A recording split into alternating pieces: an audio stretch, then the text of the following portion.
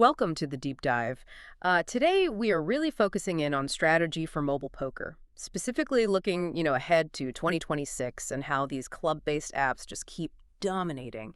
And we've got some great sources here comparing, well, two real heavyweights, ClubGG and PokerBros.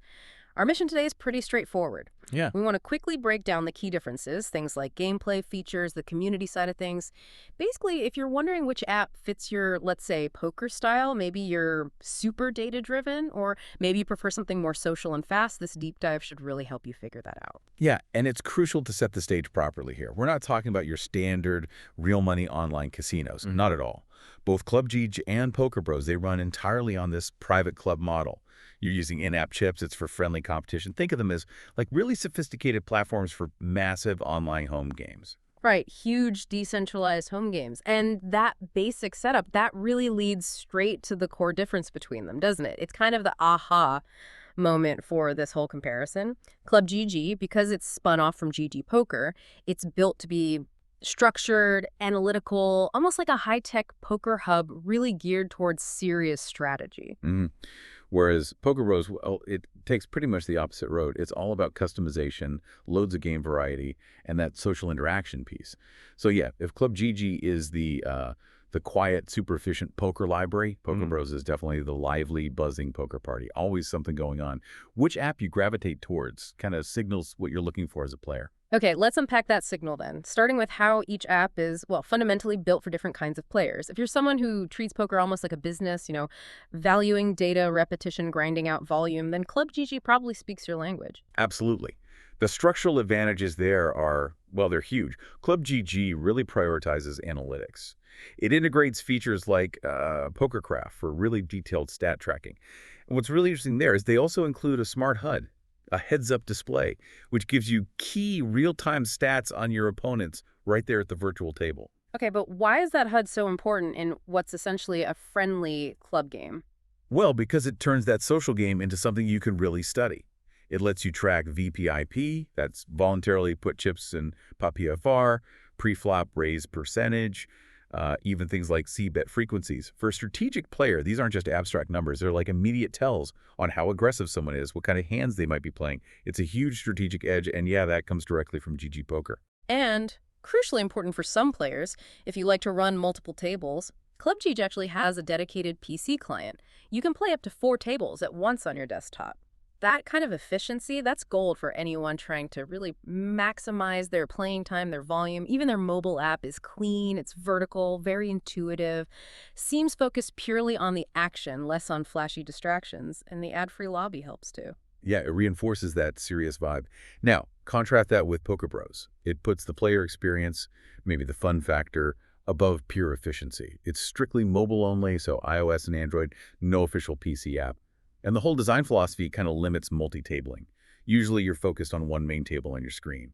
That choice alone discourages that sort of mass grinder approach. But it sounds like PokerBros makes up for that lack of multi-tabling with like personality and just fun. Oh, definitely. It leans hard into gamification. You can customize almost everything, tables, avatars, themes, and it really pushes the social tools. We're talking quick chat options, animated emojis flying around, even voice chat if you want to, actually talk during a hand. It makes it feel much more interactive, more lively. So tying this back, the distinction seems crystal clear then. ClubG is for the strategist who wants multi-tabling, needs the data, wants that structured environment. While PokerBros is much more for the social player, someone looking for that high-energy, fast-paced game where variety and just chatting with people are key parts of the fun. Okay, now this is where it gets really interesting for me. The specific tools, the unique game modes that actually define the action on these apps. I mean, both offer the core games, right? Yeah. You've got your No Limit Hold'em, Pot Limit Omaha, both 4 and 5 card short deck, open-faced Chinese, Pineapple, they cover the essentials. They do. But PokerBros, that's where you find the, let's call them the fun, sometimes chaotic, exclusive formats. They have staples like Fixed Limit Hold'em, which you don't generally see on ClubGG. But the real draw, I think, are those action-boosting games.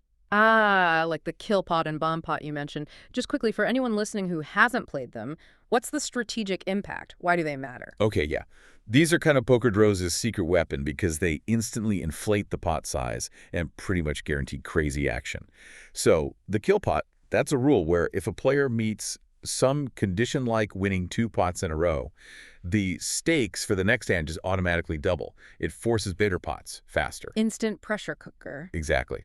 And bomb pots, they take it even further. It's this sudden random thing where a bonus pot is added and everyone puts in chips before they even see their cards. So you're forced into this big multi-weight pot right from the start. Total chaos, keeps things really unpredictable. Plus, PokerBros layers on things like in-game festivals, holiday challenges, leaderboards, all designed to keep that high-energy, high-volume feel going. Right. Okay, shifting back to ClubGG then, it sounds like their strategic edge comes less from those novelty games and more from things like security, stability, maybe minimizing That's variance. a really good way to put it. Yeah, ClubGG is BMM certified. That's a big deal. It signals a commitment to like regulatory level fairness and stability. Mm. So if you're a player worried about, say, getting disconnected in a huge pod, ClubGG offers really easy disconnect recovery.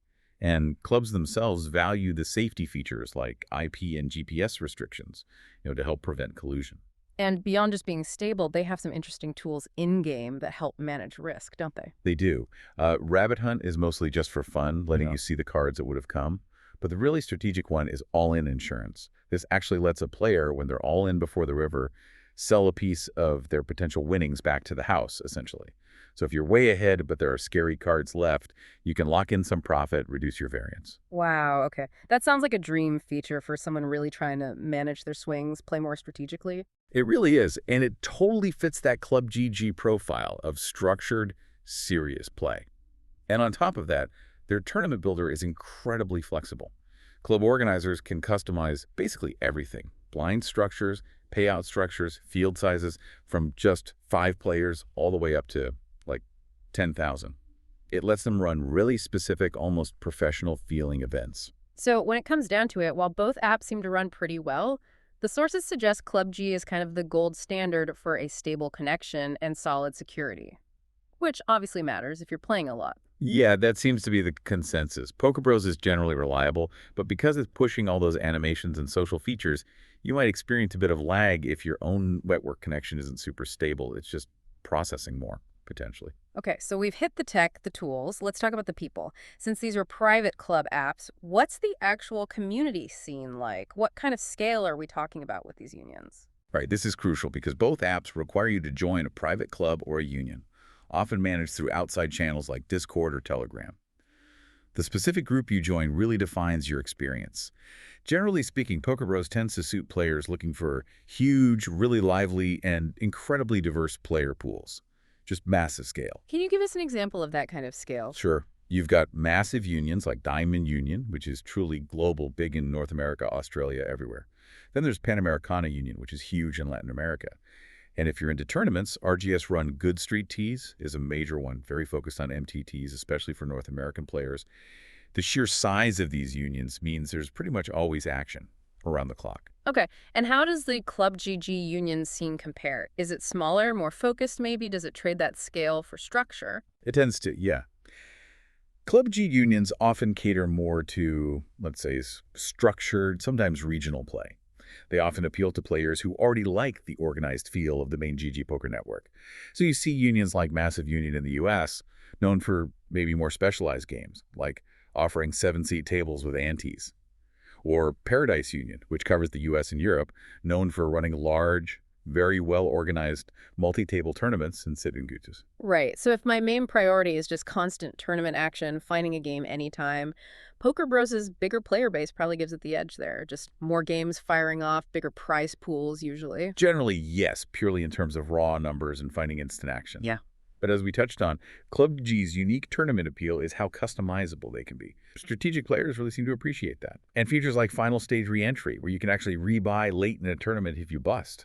That fundamentally changes endgame strategy. It's a different kind of appeal. Okay, that makes sense. And how do they handle rewarding players? Loyalty, high volume play. That's another difference.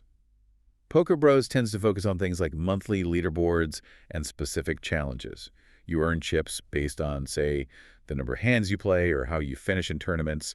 It's pretty centralized and straightforward. And ClubGG, is it different there too? Yeah, Club GG's loyalty programs, things like bad beat jackpots or weekly leaderboards, they tend to be more decentralized. It really depends on the specific club or union you're in. which means the rewards can sometimes be richer or more tailored to that specific community, but you definitely need to check the details of the club you join to see what they offer. Okay, so bringing this all together, what does it mean for, the person listening if someone's just starting out dipping their toes into club poker? Which app is maybe the slightly easier entry point? Well, based on what we've seen, the general feeling is that PokerBros probably has a slight edge as the more beginner-friendly option. Hmm. They actively market themselves that way too. They offer a dedicated practice mode where you can play for really low stakes. Just get used to things. And the interface itself is quite simple, clearly shows the pot size, the community cards, without much clutter. Plus, the free rolls and promotions seem a bit more common there. Easier to build up some chips without putting anything on the line initially. Exactly. Free rolls seem more readily available, which helps new players just build a starting chip stack. Now, ClubGG is certainly welcoming, and the clubs themselves are often supportive. But those advanced features we talked about, the Smart HUD, the multi-tabling on PC, they could potentially feel a bit overwhelming for someone totally new to online poker. Right. If you just want to learn basic Hold'em without immediately stressing about VKIP stats, PokerBros probably offers a gentler learning curve. Yeah, I think that's fair to say. Okay, so let's try and wrap this up simply then. We need to boil down the choice based on what you, the listener, really prioritize. ClubGG looks ideal for the strategic, maybe more serious player, someone who wants multi-tabling efficiency, values deep analytics from that smart HUD, and prefers a highly structured tournament environment, maybe feeling closer to that professional GG poker vibe. Mm-hmm. And conversely, PokerBros. Mm-hmm.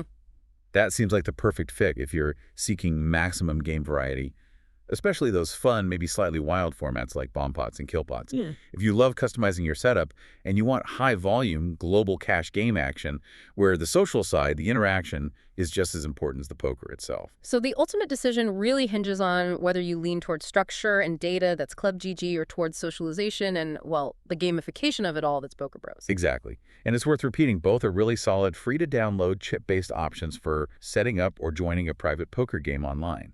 So, as we finish up this deep dive, just remember that core distinction, it's sophisticated data tools versus dynamic social tools. But here's a final thought for you to consider. Since your actual experience is going to be almost entirely defined by the specific private club or union you join, maybe the best approach is to actually try both apps. See which community structure feels more like home for you. Are you drawn more to the customizable, maybe regionally focused structure you might find in a ClubGG union?